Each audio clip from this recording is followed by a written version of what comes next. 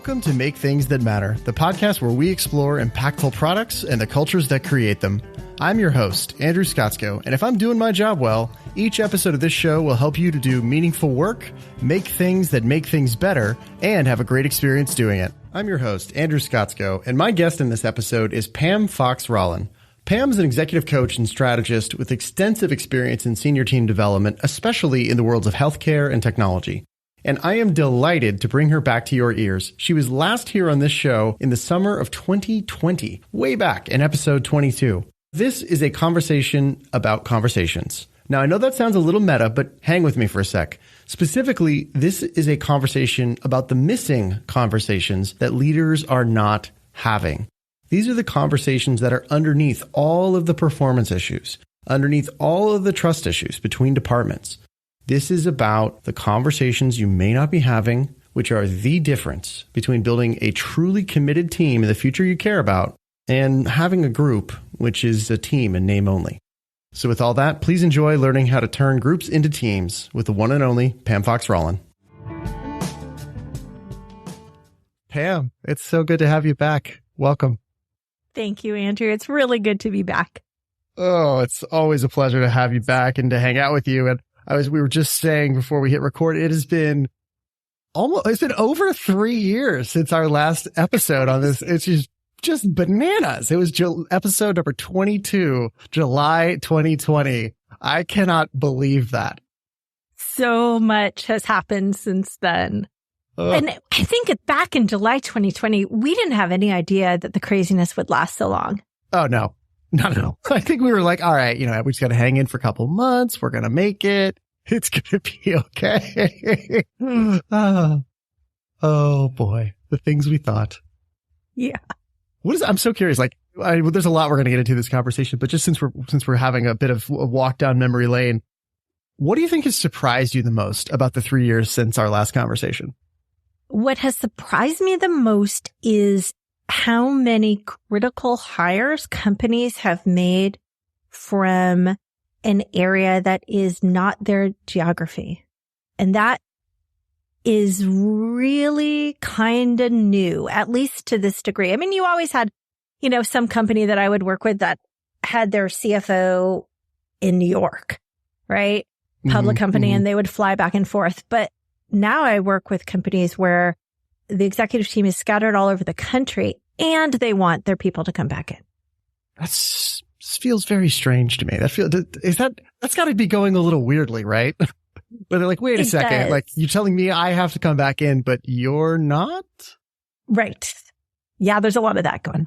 Okay. All right. Well, we might have to circle back to that later in this conversation. It feels like that might become relevant on some of the topics we're going to explore. So one of the things that especially was just my greatest excuse to bring you back, and not that I ever need any reason to want to talk to you, is that you have this fabulous new book that has just come out called Growing Groups into Teams. And for the listener, I say that it's a fabulous book because I actually read it and devoured it and really enjoyed it. So I'm not just saying that. So please go get it. But Pam, one of the things that I thought was so interesting, and we're going to get into all the book itself here, but one of the things I thought was fascinating about this was that you all seem to have used the book writing itself as an exercise in exactly what you're talking about in the book. So I'd love you to just start there. Totally. It was a book about teams written by a team. And we went through everything that any team does. And we're a team in real life anyway. Most of us have a good part of our work in that, at least for 8 of the authors. And the other 5 are, good pals of us who we love to partner with. So we team together around the other work we do. But my goodness, in writing a book, everything comes up, different people's perspectives and what they think is important and not important. And then people's perspectives on each other's work and all of that. So we have had 3 years of a really good workout on our ability to give feedback and to hear it and do things with it. So my favorite comment on this was from our illustrator who didn't work with us in person, but we were on tons of Zoom calls, and then she would get feedback from the team about this and that. And she said, "You all are so wholesome." You're so nice. I don't know what to do with it. You're so wholesome. Like, you really give the feedback. You give the hard stuff. But you do it in a way that makes it easy to hear, and nobody's wrong for their perspectives. And she said, I just wish all my clients gave feedback the way you guys did. What could you give us an example of that? Because I think that right there is something that we would all, we could all be better at. Oh, sure. So I don't know if you noticed, but the illustrations in the book where there are people, it's far more diverse than most illustrations. Yeah. And I knew that was a value of ours. And so I let the illustrator know, and she was really happy with the people silhouette she came up with. And I was really happy with the people silhouettes we came up with. And we brought it to the team, and they're like, yeah, there's nobody there who looks like me. Ooh, yeah, there's nobody there who, and so it was a moment of, okay. But the way they said it was inside of our shared care, our common concern for people feeling included and represented, because we know from all the research, as well as just being humans, that when people are included, they do their best work. What? So it's good to have it's one of those things where it's good to have the research, but it's, kind of sad that we also have to have the research where we can't just be human and say, yeah. Like, why do we need a white paper to tell us to do the thing we already know we should just do? Exactly. What that's reminding me of, since you and I, when we talk, we do some side tangents. What's that reminding me of is when I did buckle up, listener, buckle up. Yeah. Did a program for a healthcare company I was working with for a couple years. And we were talking about just like taking a pause. So before you just blurt out your reaction, you could pause and then respond thoughtfully. Give yourself time to just, they're like, breathe. We don't have time to breathe. Of course we breathe. What's that about? And so literally I handed out a 5-page research report on the importance of breathing. And I'm like, do I really want to do it? You're like, you're a healthcare company. Do I have to sell you on this? You're a healthcare company, and apparently you need to be sold on breathing. Okay. So now that we've done that, so yeah, people sometimes want research that it's important to include people. And I'm very delighted to say that the thing that your mom told you to do in kindergarten is still relevant when you're a leader in a company.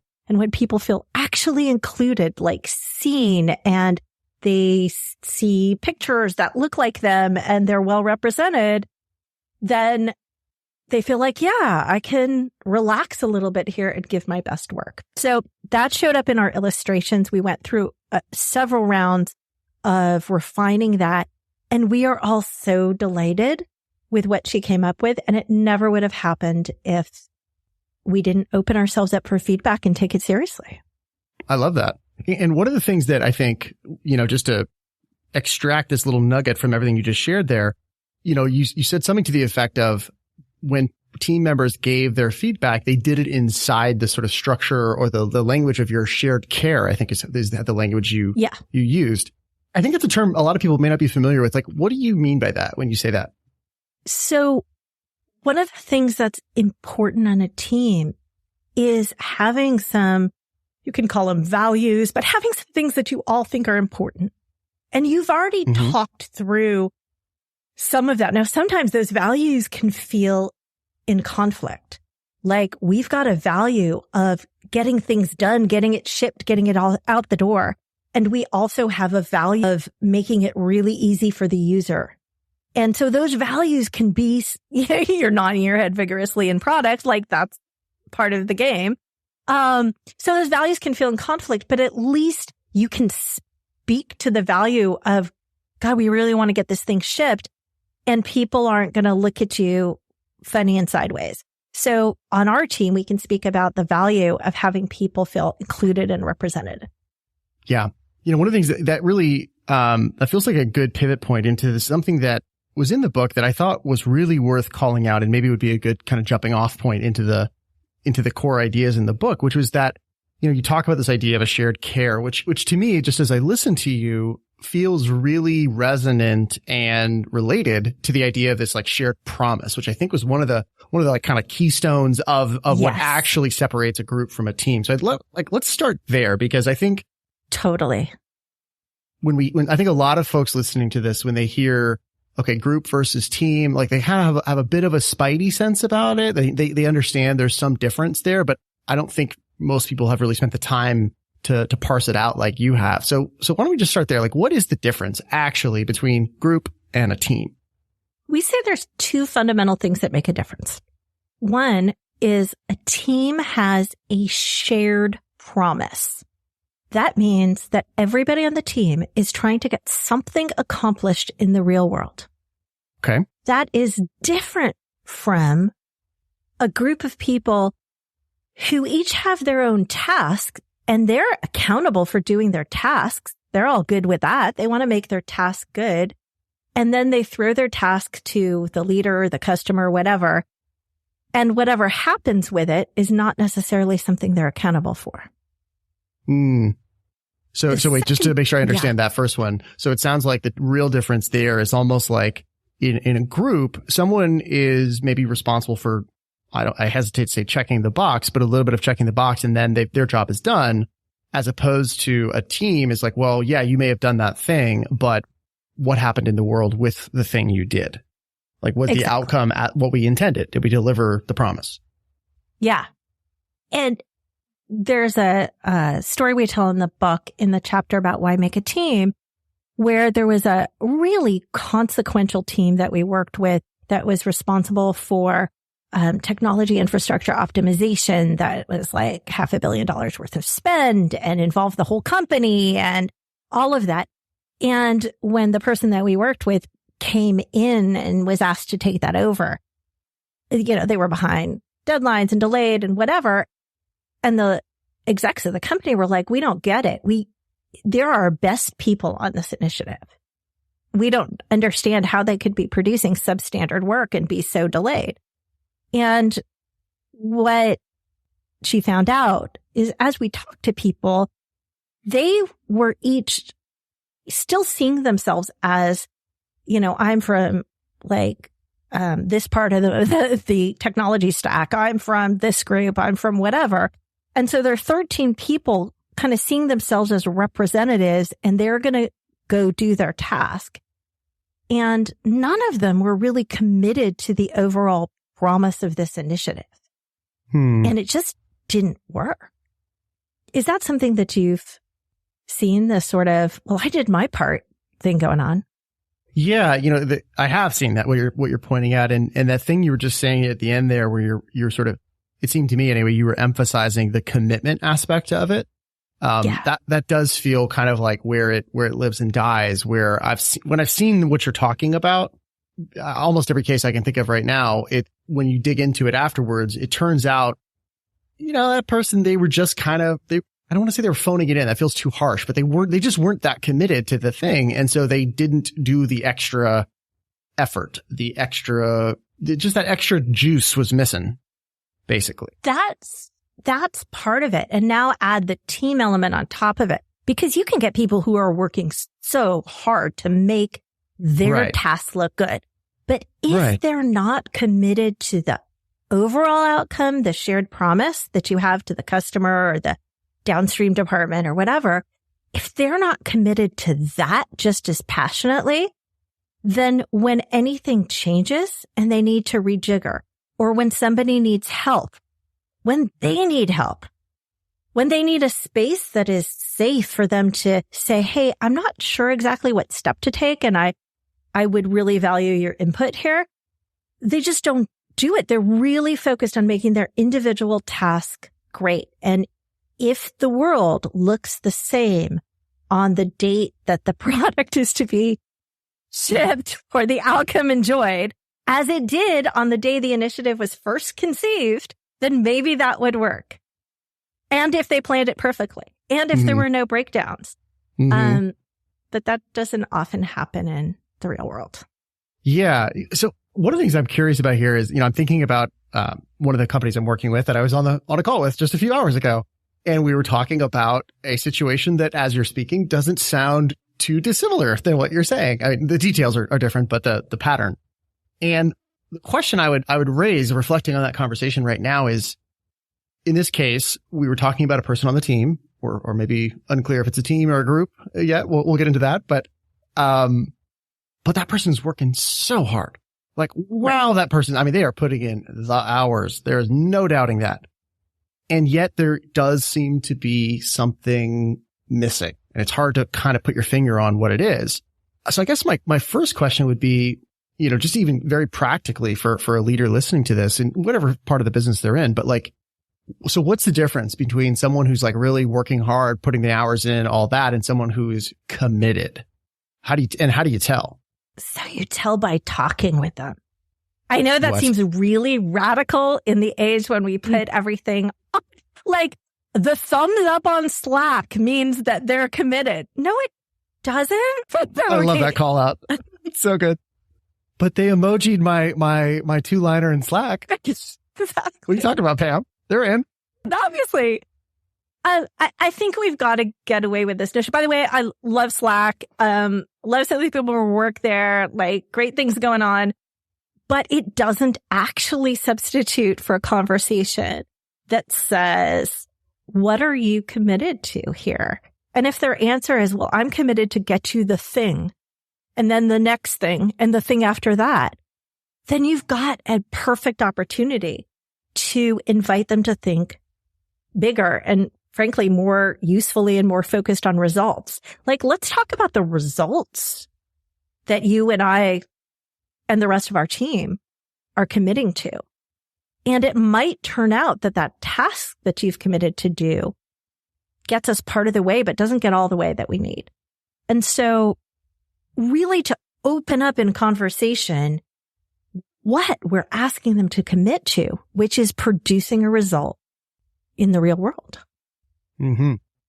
And so that makes sense. And it feels like that could be very easily, I could see someone interpreting that in two pretty different ways. I'm curious if this is something you've been running into. And so I can imagine someone interpreting that as saying, okay, I'm signing up. I'm committed to, deliver this result. And that result is something like you might see on, for example, your OKRs, right? It might be like, okay, we're going to ship this product and we're going to do whatever we're going to do. But the goal of that is to, break into this market and get 6 reference customers in this market, for example. Like that would be, that would be aimed at getting product market fit in some new domain. Awesome. Is that what you mean? Because I could also see someone taking it in perhaps I'm trying to find the right word here, but what I was going to say was like the broader impact direction, right? Of like, okay, trying to really tap into some sort of environmental, social mission, that kind of thing. Do you see any distinction here, or is this actually two sides of the same coin? I think it's the same sort of thing, because ideally, if a company wants to make that kind of impact in a community, some sort of ESG impact, that they would have that as part of their OKRs. But yes, right. OKRs, as you know, I love them when well done. And I've worked with a lot of companies that have been implementing OKRs. Oh, OKRs. Yeah, the difference between things that are well done and not. So part of the challenge with OKRs is it points us completely in the right direction. And it forces us to have the conversations with our upstream and downstream groups and all of that to say, does this add up to the impact that we want to make this quarter in the marketplace? And then people scurry back to their desks and do whatever task needs to relate to it. So unless people are a team aiming to deliver the objective, it doesn't actually work well in my experience. Yeah. When OKRs work really well is when a team owns an objective. And so the team is absolutely committed to that objective. And if it's a high level objective and you've got 200 people underneath that, great. What are their OKRs and what team owns that objective? OKRs is a perfect methodology to work with teams if you take it to that point, because that objective is the shared promise we're talking about. Beautiful. For the listener, if you could see, I was nodding so hard, I almost hit the microphone because I love everything she just said. But so, what's really interesting here is like this feels like it starts to open something up it's maybe a little nuanced, which is about reward mechanisms. And how do we think about individual and team reward mechanisms? Because we know incentives work. We know they're powerful and they shape behavior. So talk to me a little bit about that. If we're thinking about this, I'm really trying to create a team and not just a group that's pointed in the same direction. How does that change the way I need to think about rewards, comp, all of that? Super. So let's back up for a moment. There are two things that we said it takes for a group to become a team. One of them is a shared promise. The second is that each person is committed to coordinate well to produce that outcome. Yep. We missed the second one. Thank you for bringing that back. Yeah. And so if I'm tasked with coordinating, but I'm only rewarded for me doing my thing, then we've got a disconnect. And there's a paper that I absolutely love that I read when I was a baby undergraduate in organization studies. And it's called On the Folly of Rewarding A While Hoping for B. And so we reward people for doing their individual tasks well, and we hope that they're going to coordinate with each other. Just like you reward key leaders for hitting objectives in their areas, and you hope that they will do that in coordination with the other executives and functions.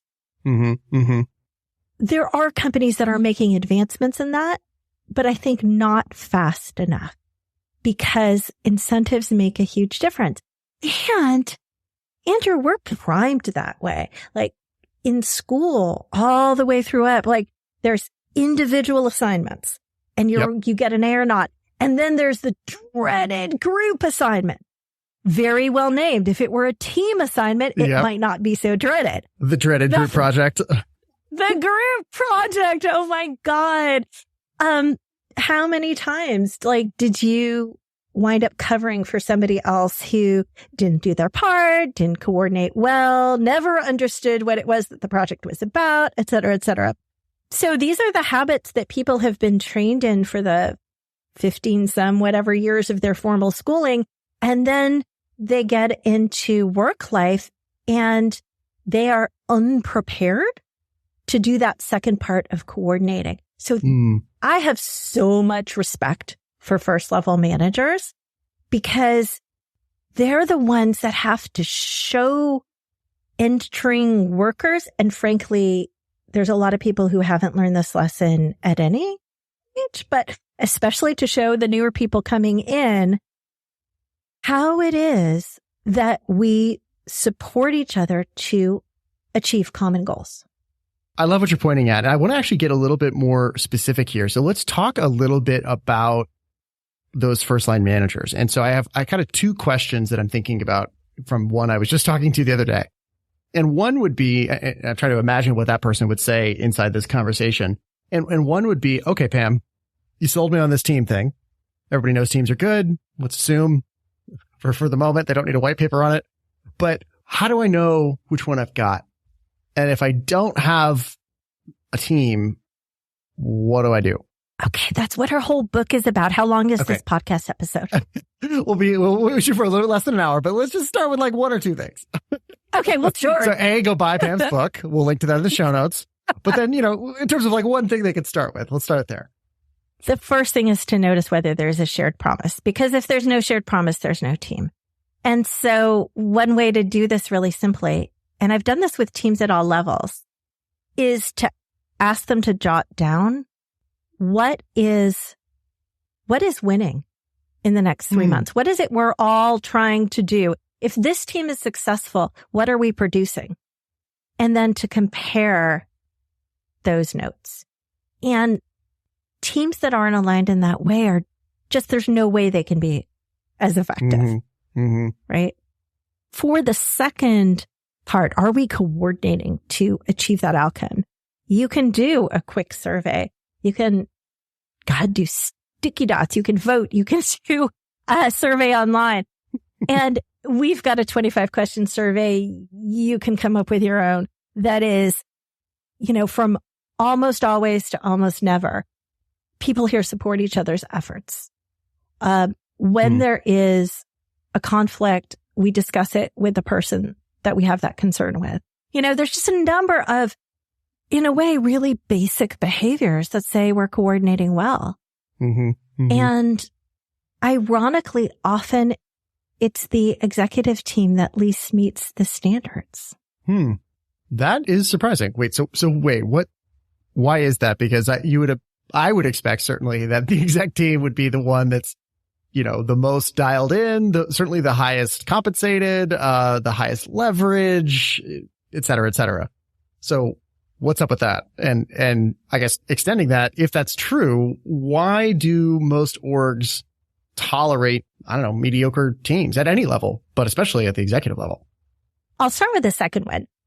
Many people haven't seen it done well, so they just don't know how. On the first part, why are executive teams often the ones who least meet the basic sort of 10 behaviors that you'd expect when you're coordinating well with other people? You're sharing information, you're giving feedback, you're offering support, all that kind of stuff.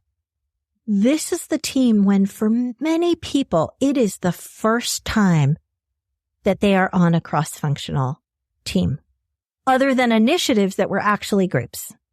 So the chief marketing officer got there by being a rock star marketer, and the head of engineering got there by being a great engineer, and the CFO is fabulous at finance. And they get to this hyper cross-functional executive team, and all those things we were talking about that our graphic designer usually deals with at other organizations, where they don't know how to give feedback and they're not direct and they don't share information and all of that stuff. People don't know how to have those conversations with people who have really different priorities, ways of thinking, their teams are different, all of that. And it's a conversational capacity that often hasn't been built. Add on to that incentives are often structured particular to that executive's role, with some add-on bonus for the organization overall. But often it's not enough to get people to say, hey, we've got to do this a new way. The number one opening spot I see for this, Andrew, is when a new CEO comes in and says, holy crap, this isn't working very well. What do we do? And that's where we come in. What? Yeah. We're not going to be able to transform this organization if the team is doing all this dysfunctional stuff. Yeah. And often they see it more clearly coming in from the outside than they probably saw it at the last organization where they were a CEO and gotten kind of used to the dysfunction. No, I really like this. And there's a line from the book that I wanted to pull out that just feels really like where you're going and what you're pointing at with this, that I loved this one line from the book possibly more than any other single line in that entire book, which was, there was a line in there that said something to the effect of, it was talking about like, what is it that leaders do, right? What's our job as leaders, basically? And the line was something like, leaders build futures that matter through conversations. And I've never heard that before, but man, I love that. So I want to hear more about that. And it feels exactly like the capacity you're talking about. Yeah, that's kind of the whole game, Andrew. Oh, good. You picked out a good line. So I think most CEOs know they're responsible for the future.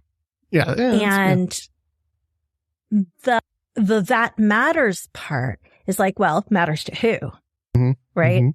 And the best CEOs I know are really clear about whose perspective matters.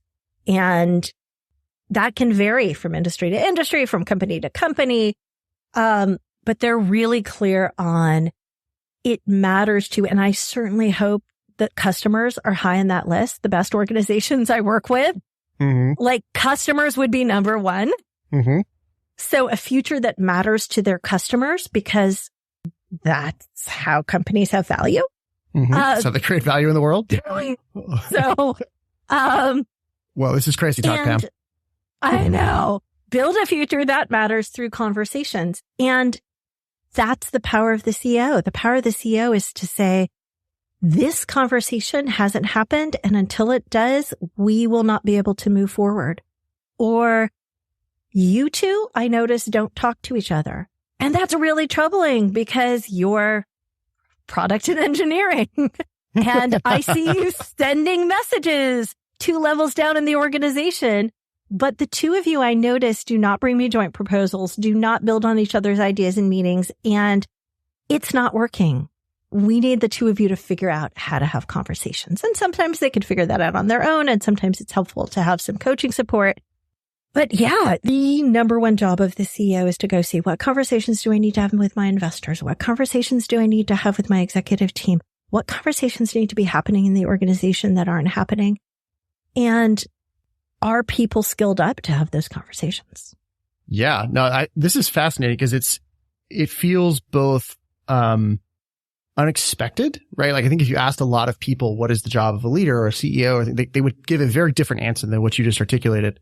But it feels like an unexpected insight. But what I like about it especially is that it also feels very, concrete, very actionable. Like that's not a fuzzy thing you just said. Like you need to go create conversations, and there's certain conversations that need to happen, and you need to develop the capacity to design, lead, and hold that conversation. And so that is really intriguing to me. And so I'm really curious, like, how does one do that? Like, if let's say you were sitting with a CEO and they're like, okay, all right, I can see your broader point here, but then how do they start to think about moving forward in that way if they take that on as their mantle?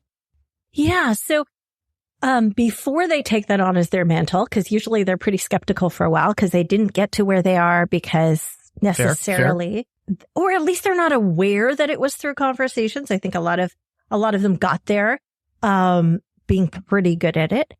So with that CEO or whatever level we're talking about in the organization, and we ask, what is your biggest pain point? We can't move forward this initiative. It's creeping forward, and I keep talking to people about it, and it's not happening. So you say that we need conversations. Like every day I talk to somebody about it. Like, yeah, I'm talking about it. It's not working. Talking about it. Okay. So then we kind of dive into, sort of 5 whys style on what exactly is going wrong and what is the basis of that.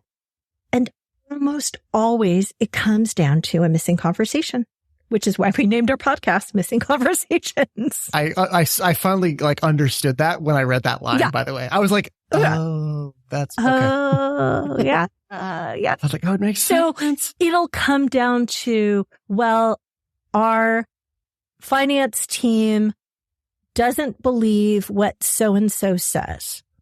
They don't believe that engineering needs more budget. Okay, so have they talked about it? Well, they told engineering, you don't need that much budget.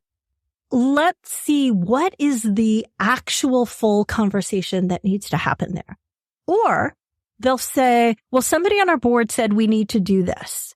Okay, so what's your conversation with them about that? Because you clearly think that's not a good idea. Oh, I haven't really got back to them on it. I would just want to kind of see if we can sort of do it and then say we sort of did it and all of that. So it's like, well, how are you doing in talking with your board? Right? There's some conversations to have there. And almost always you can map out the things that are missing. And you and I were talking earlier about trust. And a couple of weeks ago, I was with a team, really enjoy working with a senior team of a public company. And we were supposed to be working on something, but they kept talking about trust. And they're like, well, what? And we're like, okay, we'll do a session on trust. Fine, we'll talk about trust. Fine, we'll talk about trust. But what they saw is that so many conversations are missing in the organization because this vice president says they don't trust this vice president. So they don't collaborate in the way that needs to happen. So what do we do to diagnose trust and to build and rebuild trust? So that's an important conversation on a team. And if I had a wand to wave, it would be for people to notice what it is that they don't trust. Like, oh, I totally trust their honesty, but I don't trust actually their skill in this particular thing. I don't think they've got all the chops that they need. And then for them to be able to turn that into a conversation. And it sounds almost impossible when we first bring it up to people. Well, I can't say that I don't trust their skill. It's like, well, so instead you're just ignoring their advice and they're getting pissed off. And now there's a rift between your two functions. Of course you can have that conversation. You can say, to succeed with this effort, I think we need high level skills in these two areas, medium level or whatever you want to talk about in these two areas. And I'm concerned that one of those high level skills is missing. What do you think? Have the conversation. You can even have a conversation of, I don't trust you're being honest with me. That's a conversation to have. The more and more we can get really clear with each other and actually be able to collaborate and coordinate, the more we can achieve those outcomes we were talking about.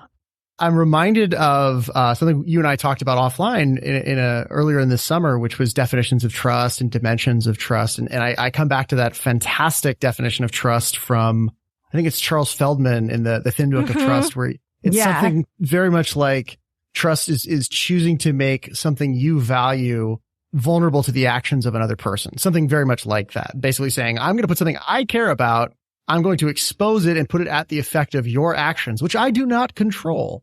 Oh boy. And that feels a little risky. And so we take that and then we take this model of trust that you all have in the book of these sort of 5 dimensions of like, okay, I say I don't trust somebody. What do I mean by that? Right? Is it, and your 5 dimensions that you had there, which I was like, yes, when I saw it, was sincerity, competence, reliability, honesty, and respect. Like, wow, that's thinking about it already adds so much nuance to it. So I'm so curious, like, how do you help somebody take that on? Because I feel it just occurs to me that if someone could learn to have the trust conversation, that there's like the sort of the master key. I love that master key. That's even better than waving my wand, but that is the skill I would love for people most to have. So first I would just want to acknowledge that we've adapted that from Bob Dunham at Institute for Generative Leadership, who many of us have studied with. And we're also Feltman fans too. So there's a few phases of being able to make those distinctions useful. The first is to look around, and often it's easier to work with one relationship, a couple different relationships that you have at work. Talking about work relationships, although this applies to personal too. I was just going to ask you, is it the same outside work too? Because I was like, it feels like it would probably be the same thing. We're all people. We're all squishy people, Andrew, wherever we're showing up. We're just humaning. I'm just humaning. I'm trying. We're bringing ourselves. So, and when I work with executive clients, I have them outline, like, who are the people that you want to get on better with, that you want to share a promise with so that you can produce things in the future, that you want to coordinate better with. And we look across these dimensions and we diagnose, and they can very clearly now, whereas 5 minutes before they were saying, I don't know, I just don't trust him. But once they saw the distinctions, they're like, okay, yeah, I trust what they're trying to accomplish. So I trust their sincerity. I trust their competence, but I don't trust their reliability. Like, this is somebody who makes promises and 70% of the time delivers, but that's not good enough for me. And it's like, great. What conversation are you going to have with them about that? And they're like, I can't talk with them about it. It's like, oh God. You can raise millions and millions of dollars on Wall Street. You can talk with them about this. And to say, hey, I noticed, start with observation. I've noticed this time, you said you would do it. And one of the times you delivered and 2, you didn't. And it's causing me to be concerned about the processes, structures, practices you have. Like, are they sufficient to get things done? Because as you know, we're moving things really fast here and all of that. So I wanted us to get a chance to talk about it. And you go from there. The more that you can lean into factual observations, what the business needs and how you can support them or how the organization can support them in getting what they need. They might say, yeah, well, you might remember that we pulled back all the budget for PMs. And I actually I had come to rely on my PM to do a lot of cluing me in when I was supposed to do things. And you're right, things are breaking left and right. And I'm just like trying to spin the plates. And it's like, okay, great. Well, that's not working. So why don't you figure out what it is you need so that I can go back to having 100% confidence in your reliability. Like, or we can brainstorm together. Like, let's sit down and look at this. Whatever is appropriate. Yeah. Yeah. Yeah, I can see as you lay that out, like why the shared promise and the commitment to that promise really is almost the frame or the container for this whole thing. Totally. It gives you the context to have this conversation, and it also gives you something like, it makes the conversation worth it, right? Because this is going to be uncomfortable for a lot of people. And if they're not committed to something bigger, it seems pretty unlikely they'll go through it.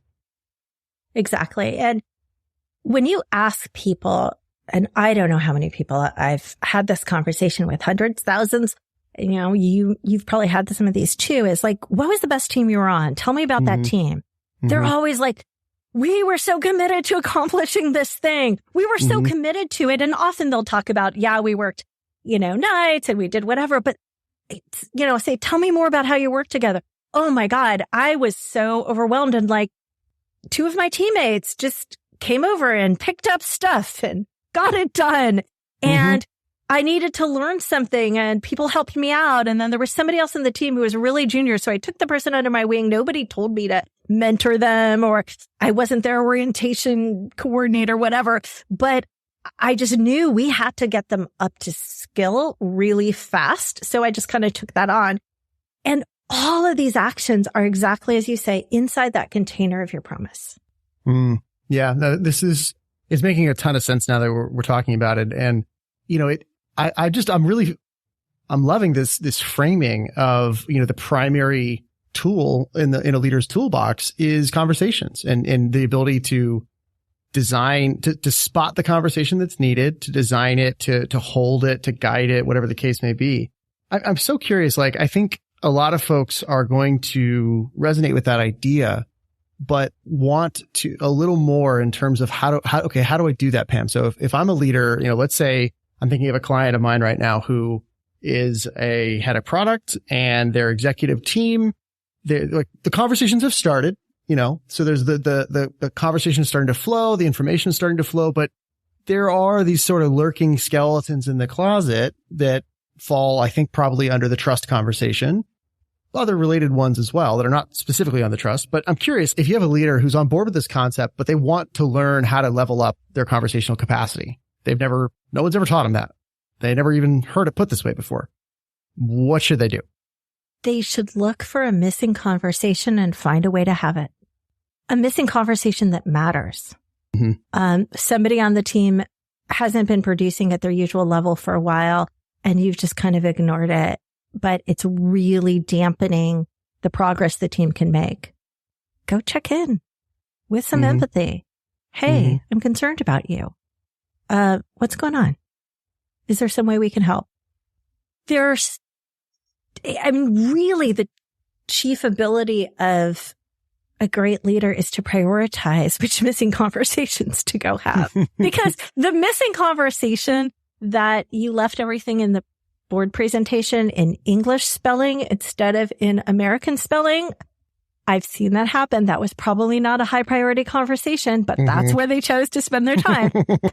So it's choosing which conversations to go have.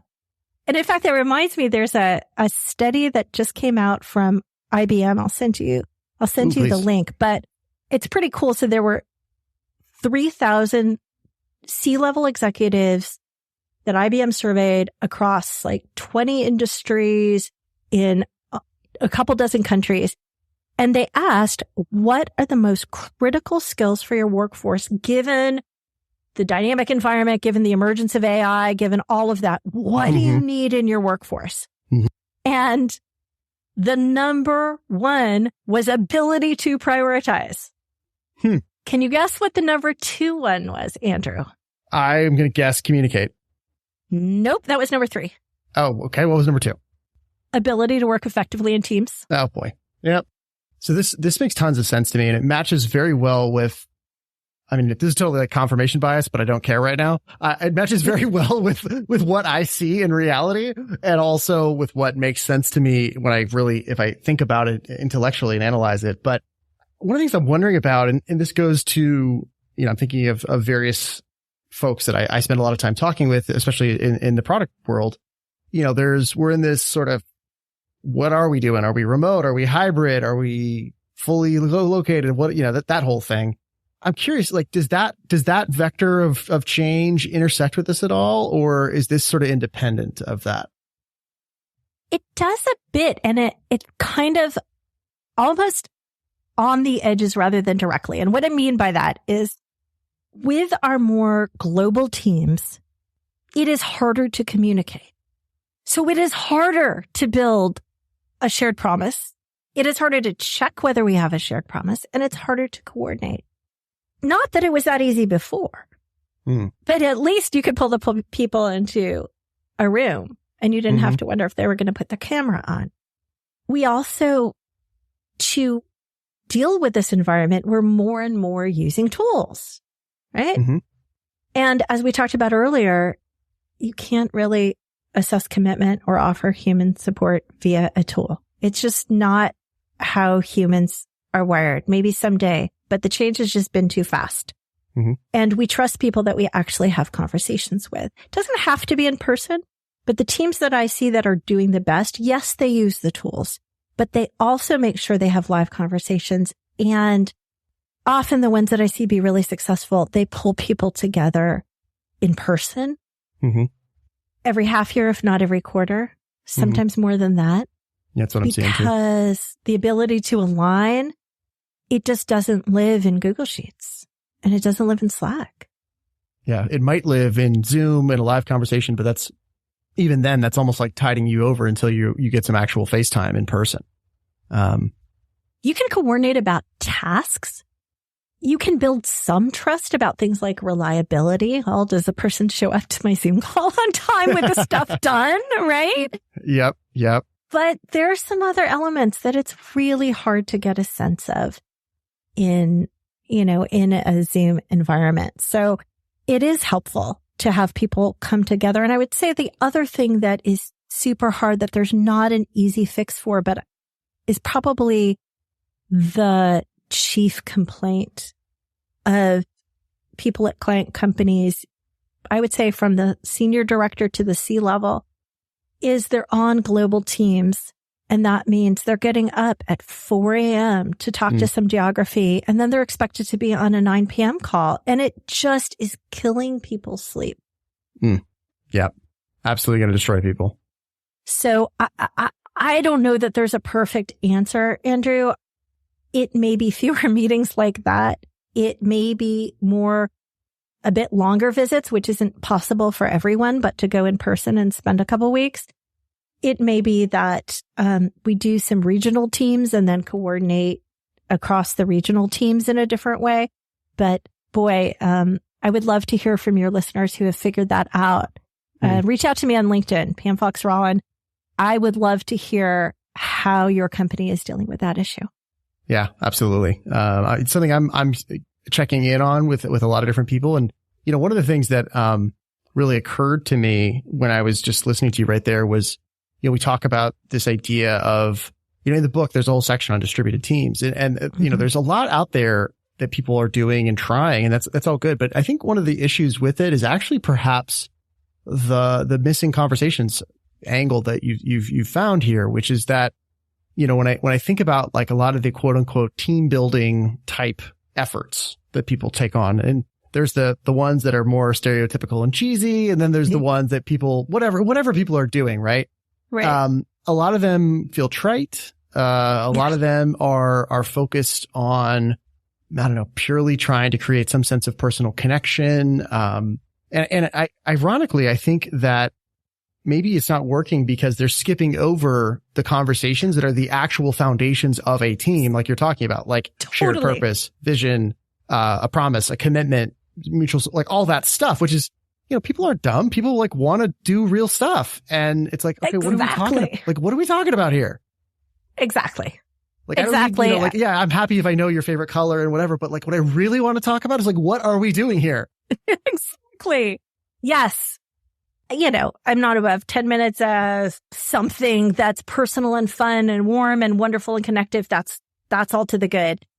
Often those things are best left for meals and walks and different things in between, which is, of course, impossible on Zoom. But, yes, more than anything, I want to know, what are we here to accomplish? How are we going to go about that? What support can I expect from this team? And just to dive in a little bit further on support, because I think for some people, they're like, oh, that means you want me to do the other person's work. And like sometimes that's actually needed. But usually what we're talking about is help them learn something, help them get to know somebody else in the organization, help them understand the context because you've been working in this industry longer, or you happen to know this customer very well, or whatever it is, and you can kind of clue them in. If you're really committed to a shared outcome, then you want the people on your team to have that background information. It may be, I know you can do it, and maybe a little bit of encouragement, but often it looks like actually making it easier for them to get their part of the teamwork done. No, I love it. And the things you're just saying there, this is one of the things that is certainly in product land. We talk a lot about this idea of the strategic context. And this is just so squarely in it of like, okay, let's just get real clear. Like, what are we doing here? How do we know it's working? Who's it for? What's it for? It's, I don't know, you can cut this many, many different ways. But I just love what you're pointing to here. So this is fantastic. Just in starting to wrap up here, Pam, what I'd love to ask sort of two closing questions. First question would be, for a leader who's convinced by our dialogue here, by our exchange, and they say, all right, I'm into this conversational approach to leadership, what would you recommend as their next starting point, in addition to buying your book, which they should already do? But what else would you suggest that they do? I'm going to tell them they should buy your book, but what's the second thing? And then finally, what is the key mindset shift that they can make internally in terms of how they relate to this conversational process that will unlock it for them? I love it. Okay. So the first thing about somebody who's ready to do this, I'm laughing a little bit internally because they are already leading in conversations. The conversations are just pointed at either things that don't matter or they're not having them really well. So the number one thing you can do, go back to it, is build a shared promise. If we're winning, our team exists to accomplish this, right? And that is the foundation of us being here. That's why we're here. And one of the things we say in the book is no promise, no team. So the key mindset shift is, I am not here to make sure all the people get all the tasks done.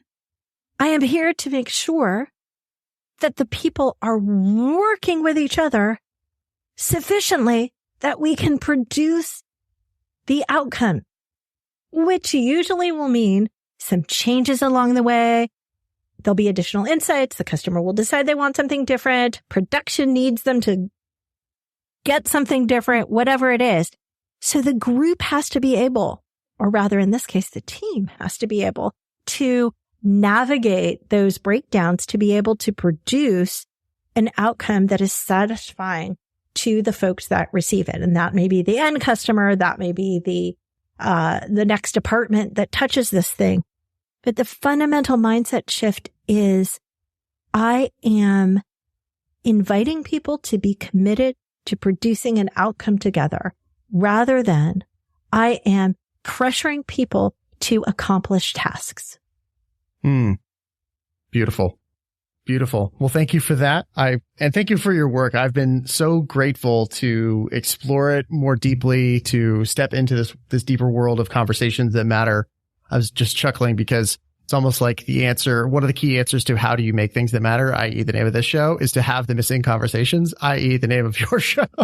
So it does not surprise me that we enjoy talking about this stuff together. So we will have to have you as a guest on Missing Conversations.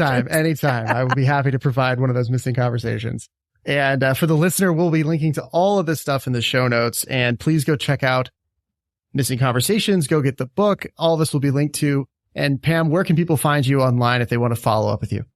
altusgrowth.com. And there's a link on the About page by my picture. There is a little button for email, or you can go to LinkedIn. Please say that you were listening to Make Things That Matter. That will make me smile. Plus, then I won't just ignore it. So I'd be very, very glad to connect with you if you listen to this show. Awesome. Well, Pam, thanks so much for being here and keep doing what you're doing. Thanks, Andrew. Thanks for listening. If you enjoyed this, I'd be so grateful if you could do me a favor and take about 25 seconds to leave a rating and review on Apple Podcasts. That helps me reach way more listeners, and it also helps me bring you more great guests. As always, please feel free to reach out to me anytime at connect@makethingsthatmatter.com. And until next time, my friends, leave them better than you found them. See you out there.